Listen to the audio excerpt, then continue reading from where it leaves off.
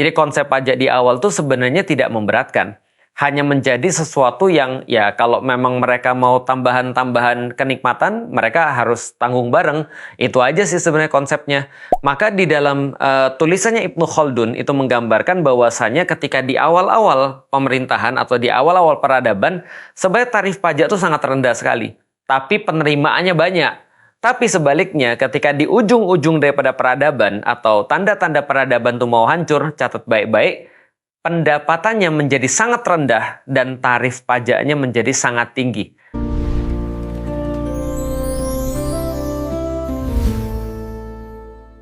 Teman-teman sekalian, aku pengen nyampein dua hadis dari Rasulullah Shallallahu Alaihi Wasallam yang mungkin relate bagi teman-teman sekalian. Yang pertama adalah tidak akan pernah masuk surga para penarik pajak.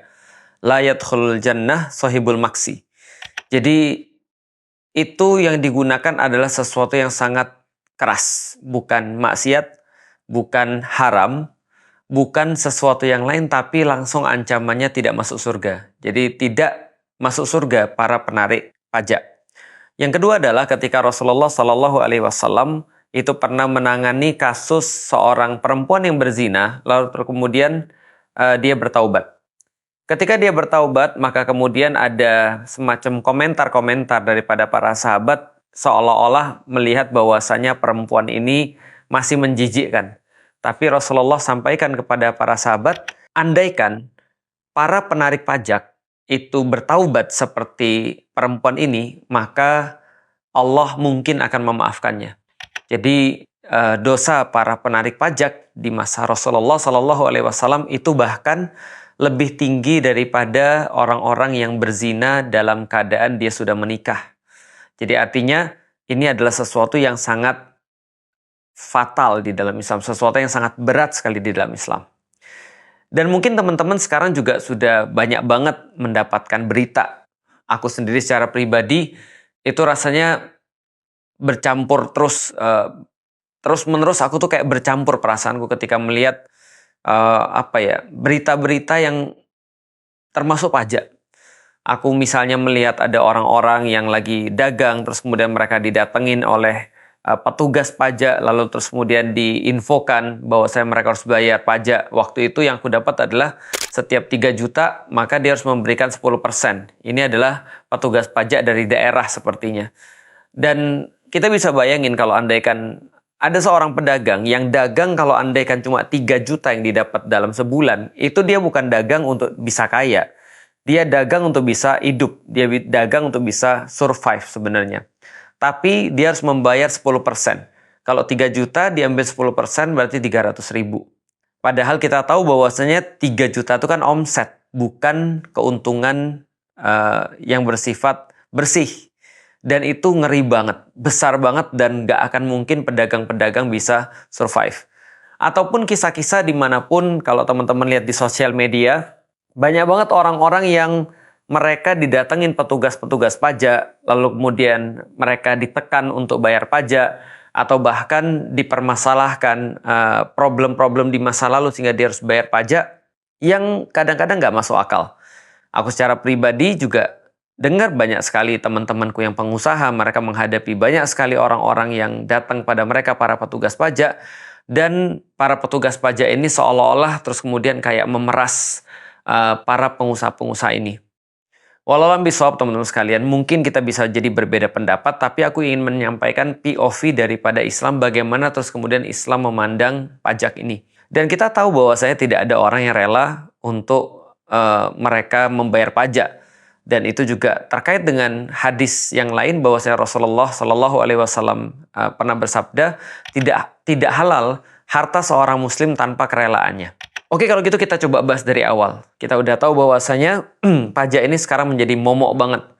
Bahwasanya orang-orang didatengin, orang-orang terus kemudian dipaksa, dalam tanda kutip diperas oleh para petugas pajak. Yang pertama-tama teman-teman sekalian, kita harus tahu bahwasanya di dalam Islam itu ada di dalam Islam itu ada 3 hal yang Rasulullah Shallallahu Alaihi Wasallam dan Allah haramkan atas kita, atas muslim yang lain. Yang pertama adalah kehormatan, yang kedua adalah darah, dan yang ketiga adalah harta. Jadi darah, kehormatan, Harta ini adalah sesuatu yang benar-benar harus dijaga dari orang muslim ke orang muslim yang lainnya. Artinya benar-benar sesuatu yang penting banget dan mendasar banget sebagai cara kita memandang orang lain. Maka Islam memberikan sebuah measure, sebuah batasan yang paling tinggi untuk menjaga harta, menjaga kehormatan, juga menjaga darah.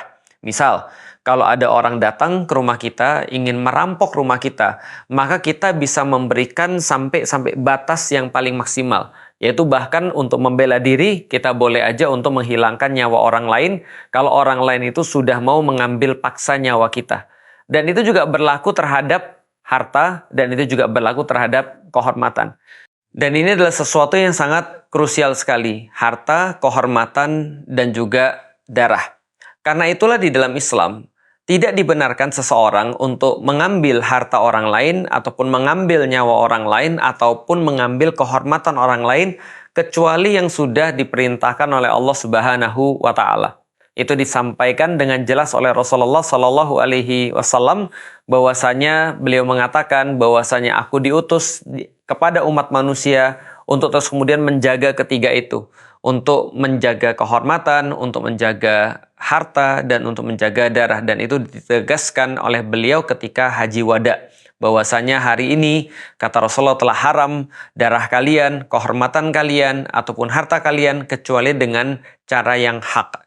Cara yang hak itu seperti apa? Misal, ketika Allah memerintahkan para pemerintah untuk mengambil zakat daripada manusia, maka boleh aja, bahkan boleh memaksa pemerintah itu untuk mengambil zakat daripada para manusia.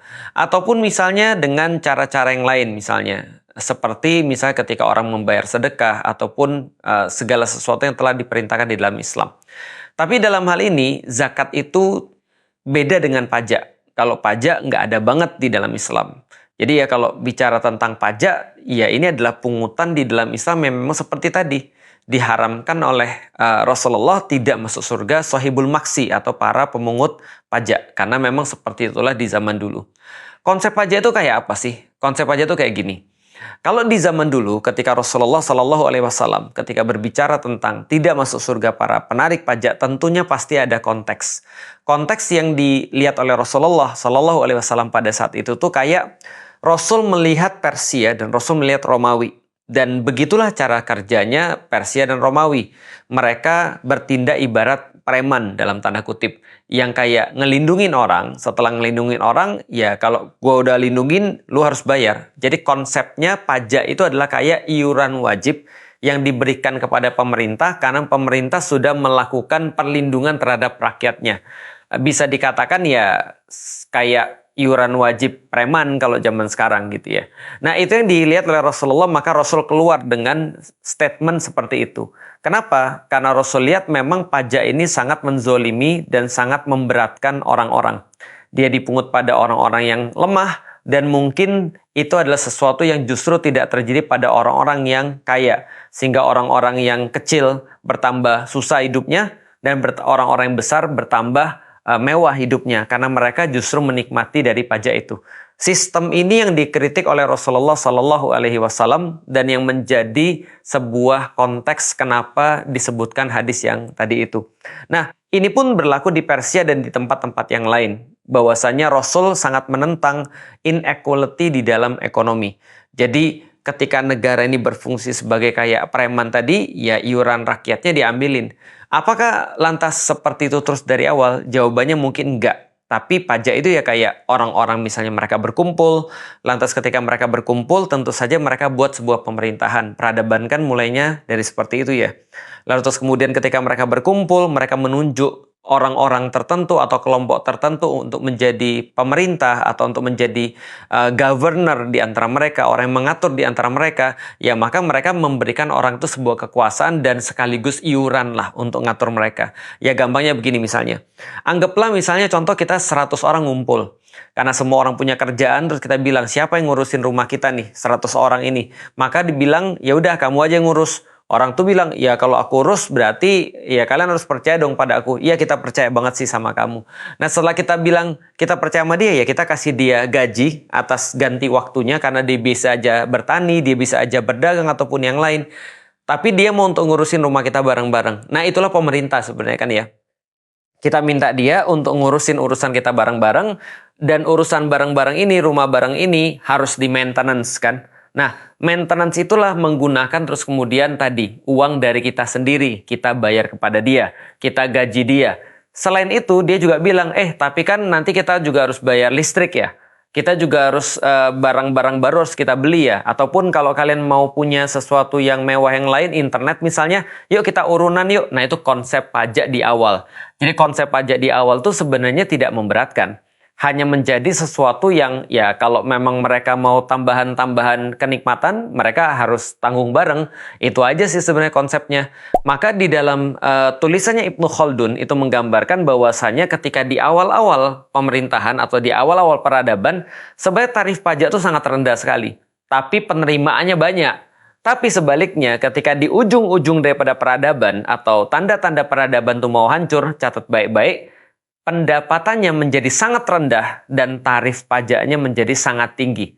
Pertanyaannya, kenapa itu bisa terjadi? Dan most likely itulah yang terjadi di masa ketika Rasulullah Shallallahu Alaihi Wasallam hidup. Itulah konteks keluarnya hadis tentang haramnya pajak ini. Karena pada saat itu tarifnya sangat tinggi sekali sehingga memberatkan banget bagi orang-orang yang biasa, sementara orang-orang yang di luar itu hidup berkemewahan. Pertanyaan berikutnya, kok bisa penerimaannya jadi sangat rendah dan terus kemudian tarifnya jadi sangat tinggi? Jawabannya sederhana, trust. Orang-orang yang trust pada pemerintahnya, ibarat kalau kita berkumpul 100 orang tadi, kita percaya pada seseorang yang mau ngurusin kita atau sekelompok orang yang mau ngurusin kita, maka ketika dia minta apa aja kita pasti akan penuhin. Kayaknya kita perlu bayar listrik deh. Ya udah kamu aja yang bayarin. Terus duitnya gimana? Kita iuran untuk bayarin bersama-sama. Terus dia bilang lagi, kalian mau internet nggak? Iya mau. Perlu bayar lagi? Ya udah kita bayar bareng-bareng. Begitu orang itu trust, maka dia akan memberikan semua yang diminta sama yang ngurusin dia. Karena dia percaya.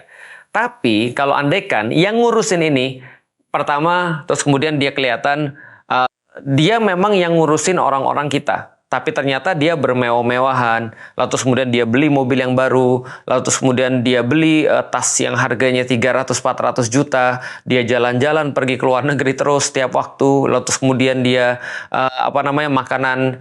makanan peliharaannya lebih mahal daripada makanan kita dan seterusnya. Kita mulai distrust nih, apalagi mulai dia nilep, lalu terus kemudian dia melakukan sebuah hal-hal yang tidak pantas, misalnya berselingkuh dan segala macamnya, maka mulai kita nggak trust. Ketika kita nggak trust itulah kita akan mempertanyakan setiap apapun yang kita berikan kepada orang yang kita gaji untuk ngurusin kita itu. Itu namanya apa? Itu namanya adalah distrust. Jadi sebuah kohesi masyarakat ataupun kohesi sosial ataupun daya rekat sosial itu menjadi hilang. Itu yang dibahas oleh Ibnu Khaldun ketika membahas tentang peradaban-peradaban yang hancur. Munculnya ketidakpercayaan kepada pemerintah daripada rakyatnya, dan sebaliknya pemerintah pun tidak percaya pada rakyatnya. Jadi kalau andaikan rakyatnya protes, dibilang antek-antek asing. Kalau andaikan rakyatnya protes, dibilang rakyatnya sok tahu, dibilang londo ireng, dan seterusnya.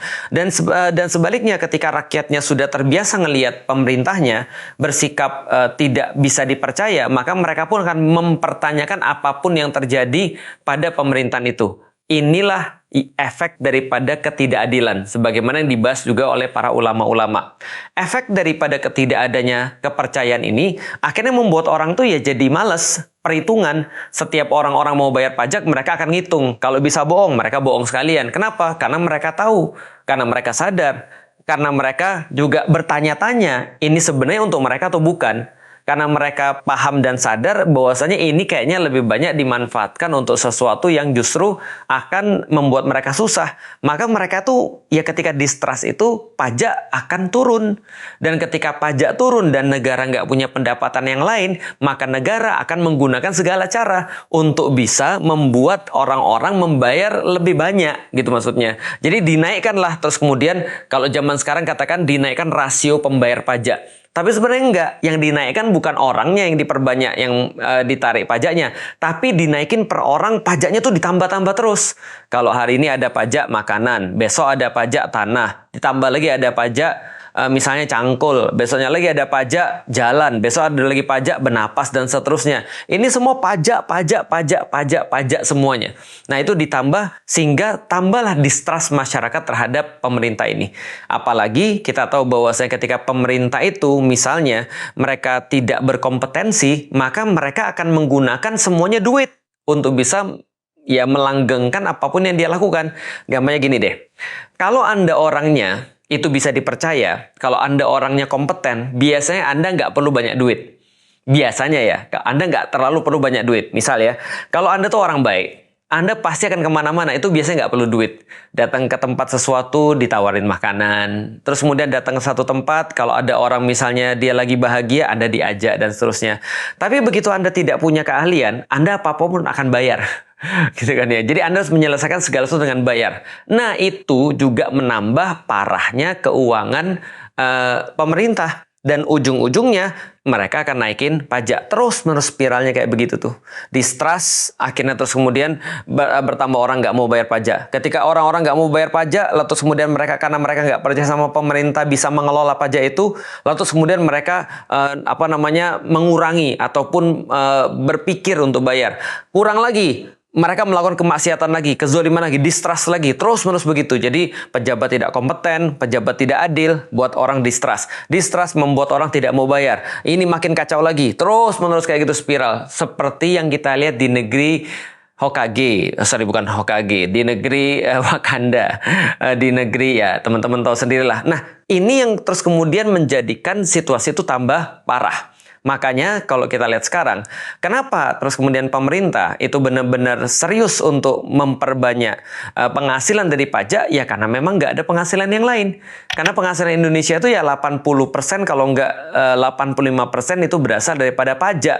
Dan semua itu adalah yang membiayai program-program pemerintah. Pertanyaannya, program pemerintahnya apa? Nah, itu yang bikin kacau lagi. Karena itu lebih membuat rakyat ataupun orang-orang Indonesia juga mereka bertanya-tanya. Contoh misalnya MBG. MBG itu pagunya kalau nggak salah sebelum dipotong sekitar 320-an triliun. Dan kemarin kita udah dapat bahwasannya korupsinya udah banyak sekali, korupsi di MBG, belum lagi terus kemudian wasting yang ada di MBG itu. Jadi food wasting di MBG itu sangat-sangat besar sekali ketika diteliti oleh satu pihak dan terus beberapa pihak, Nah, dan kemudian programnya menjadi tidak tepat guna dan orang-orang melihat lebih banyak masalah daripada manfaatnya. Dan pemerintah tetap harus kemudian membiayai program ini dan mereka nggak mau dengar omongan daripada siapapun. Pokoknya tetap harus dilakukan. Kopdes misalnya, orang lihat kejanggalan-kejanggalan. Belum lagi terus pembelanjaan yang super aneh. Beli kipas 1,8 triliun gitu kan ya. Itu kipasnya itu mungkin bisa bisa memadamkan api neraka itu kayaknya ya.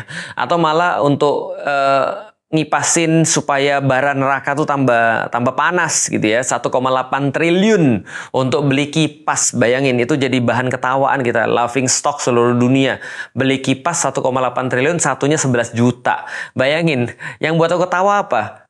Kenapa lu nggak beli AC sekalian? Gitu ya. Maksudnya kipas 11 juta.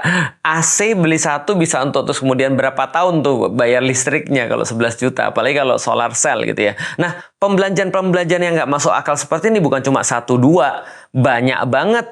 Belum lagi terus kemudian kita lihat orang-orang pada bermewah-mewah. Pejabat-pejabat bermewah-mewah. Katanya efisiensi, tapi naiknya jet pribadi. Katanya efisiensi, tapi istri-istrinya pakai terus kemudian tas ratusan juta atau bahkan miliaran. Mereka pakai jam yang harganya ratusan juta dan nggak ngotak sama sekali. Ini semua menghasilkan apa? Balik lagi akan menghasilkan distrust lagi. Dan ketika itu kemudian distrust, ya balik lagi orang-orang jadi nggak mau bayar pajak. Atau bahkan sekarang bukan nggak mau bayar pajak, nggak bisa bayar pajak. Sehingga orang-orang sekarang kan rame kan ya. Mereka bilang kalau andaikan semua madness ini atau semua kegilaan ini, semua keanehan ini tetap akan dilakukan, ya ngapain kita bayar pajak? Akhirnya muncul orang-orang yang mereka mengancam untuk tidak mau bayar pajak. Kenapa? Ya karena kita yang memegang mandat. Kita ngasih Anda uang supaya Anda bisa manfaatkan untuk ngurus kita, bukan malah mempersulit kita dan membuat Anda jadi lebih kaya, kan gitu. Tapi ya benar juga sih, aku juga nggak bisa nyalain sih. Ya, kenapa ya? Ya namanya kan mereka juga pemerintah dan wakil rakyat kan ya. Kalau wakil rakyat kan mewakili, termasuk mungkin mewakili kemewahan yang harusnya dirasakan oleh rakyat ya. Atau mewakili makanan enak dan mewakili pergi ke luar negeri. Nah ini problemnya nih. Makanya kenapa banyak orang bilang seperti itu, tapi tentunya bukan aku, karena aku adalah pembayar pajak yang sangat rapi dan pembayar pajak yang sangat taat gitu ya. Nah, tapi mereka wajar ketika mereka berpikir bahwa ya udahlah kalau gitu aku nggak usah bayar pajak. Dan ketika mereka mendapatkan, loh ternyata di dalam Islam memang nggak ada pajak, ternyata memang nggak ada. Tapi kata ada perbedaan. Iya ada perbedaan antara satu ulama dengan ulama yang lain tentang pajak. Khususnya ulama-ulama kontemporer untuk memandang pajak mereka katakan boleh walaupun mainstream mengatakan tidak. Apalagi pajak itu kalau dipungut setiap waktu. Yang ada pun ketika menganggap bahwa kalau pajak itu dipungut kalau dalam keperluan penting dan itu pun dipungut hanya pada orang kaya. Beda dengan sekarang, orang kaya justru hampir nggak bayar pajak. Dan banyak insentif-insentifnya. Yang bayar pajak adalah orang-orang miskin yang bahkan sekarang dicari sampai ke level-level pedagang-pedagang kecil. Oke, kalau gitu kita balik lagi. Artinya apa? Artinya sederhana sih. Penarik-penarik pajak ataupun pemerintah-pemerintah yang menaikkan daripada pajak itu adalah gejala daripada salah pengurusan negara atau salah pengurusan pemerintahan. Kenapa? Karena itu adalah tanda bahwasanya penyakit distrust itu sudah ada. Kenapa penyakit distrust itu sudah ada? Karena inkompetensi. Inkompetensi daripada pemerintah dan mereka tidak bisa untuk dipercaya sehingga itu spiraling kepada banyak permasalahan-permasalahan yang lain. Nggak mau mendengarkan orang, nggak mau terus kemudian untuk pakai kompetensi yang benar, mereka nggak mau terus kemudian untuk berpikir dan menjalankan sesuai dengan yang seharusnya. Dan itu tanda bahwasanya ada banyak cost yang harus untuk dipotong. Kalau misalnya presiden mau efisiensi benar-benaran atau negara ini mau efisiensi benar-benar, banyak banget yang bisa diefisiensi. Jangan suruh rakyat untuk menghemat kalau pemimpin-pemimpinnya belum bisa berhemat. Artinya kalau disuruh rakyat itu haruslah hemat bahan bakar dan segala macam. Tapi kita lihat orang yang ngomong bahkan nggak hemat sama sekali. Bahkan nggak hemat bicara gitu ya. Kalau misalnya ngomong misalnya mau untuk rakyat untuk bisa hidup dengan terus kemudian baik. Ya contohin dong hidup yang baik itu seperti apa. Karena bagaimanapun juga mereka harusnya ada di depan ketika terjadi suatu keburukan dan yang terakhir ketika merasakan sebuah kenikmatan. Itulah yang itu adalah konsekuensi menjadi pemimpin. Lah kalau Anda nggak mau terus kemudian susah di depan dan enak di belakang, jangan jadi pemimpin, jadi rakyat. Karena rakyat itu kalau misalnya mereka susah, mereka harusnya terakhir kali susah. Dan kalau mereka kalau ada kesenangan, mereka harusnya yang pertama kali senang. Balik lagi tentang pajak, kalau gitu bagaimana terus kemudian kita memandang pajak? Ya karena namanya terpaksa. Kalau sekarang terpaksa, ya udah memang harus dibayar. Karena kalau nggak dibayar, masuk penjara kan gitu kan ya. Kecuali kalau semua rakyat bersepakat bahwasanya pemerintah yang sekarang itu tidak layak untuk terus kemudian mendapatkan iuran daripada masyarakat karena nggak ada yang dinikmati. Karena konsep pajaknya pun kalau andaikan ya kita kesampingan hukum Islam. Kita bahas misalnya kayak negara-negara yang sukses dalam mengelola pajak kayak Kanada, kalau nggak salah 30% daripada pendapatan itu masuk ke pajak. Atau Denmark mungkin, atau negara-negara Scandinavian yang aku kalau nggak salah 45% bahkan terus kemudian pendapatan rakyatnya itu dipakai untuk pajak. Mereka mungkin senang banget. Kenapa? Karena mereka nggak perlu ngeluarin yang lain. Jadi kalaupun kita kesampingan hukum Islam ya, itu aja jauh masih terus kemudian pemerintah Indonesia daripada itu. Mereka nggak bayar lagi kesehatan, mereka nggak bayar lagi sekolah, mereka nggak bayar lagi semua yang mereka rasakan. Dan mereka kayak gini, kalau aku nggak bayar pajak terus aku kemudian buat semuanya sendiri, nggak bakal bisa juga. Tapi dengan di Indonesia ya, berusaha kita nggak dibantu. Dari awal mikirin usaha juga kita nggak dibantu. Kalau terus kemudian kita lagi kesusahan, terus kemudian dagangan kita nggak laku, juga nggak dibantu oleh pemerintah. Lalu terus kemudian ketika kita rugi, juga pemerintah juga nggak mau tahu. Tapi begitu kita untung, sebelum kita nikmati, pemerintah minta dulu.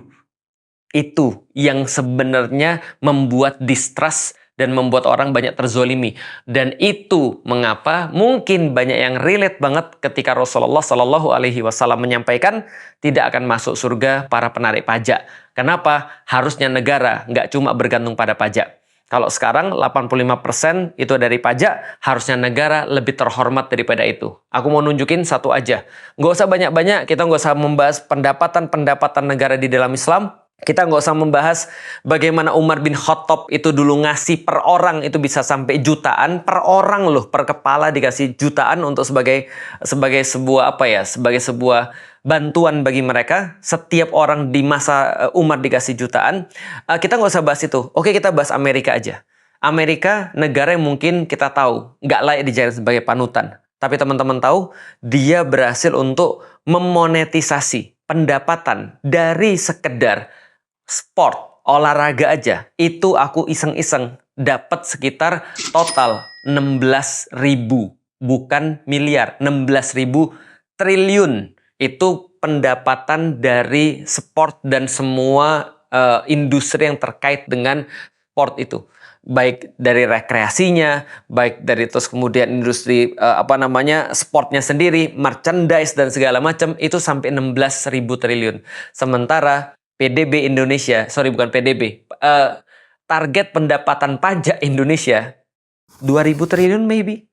Atau berapa nanti coba dicek ya. Tapi yang jelas sedih banget sih.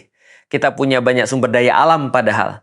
Kita punya banyak sekali terus kemudian sumber daya yang lain. Manusia kita banyak, pasar kita besar. Tapi kita cuma mengandalkan daripada tarikan pajak. Dari mana kalau gitu omongan kita negara yang besar? Kalau sekedar terus kemudian dapat pendapatan aja, yang diandalkan cuma memeras rakyat-rakyatnya sendiri.